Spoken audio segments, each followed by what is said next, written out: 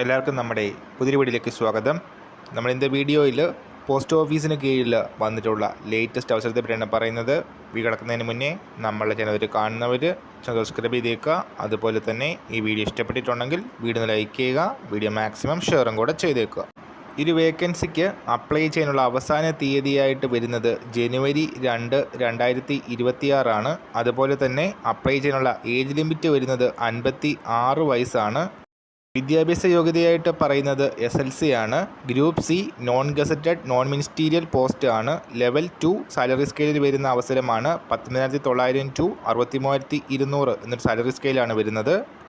19,900 രൂപ ബേസിക് സാലറിയുടെ പുറമെ DAയും HRAയും അടക്കം മറ്റ് ആനുകൂല്യങ്ങളും ലഭിക്കുന്നതാണ്.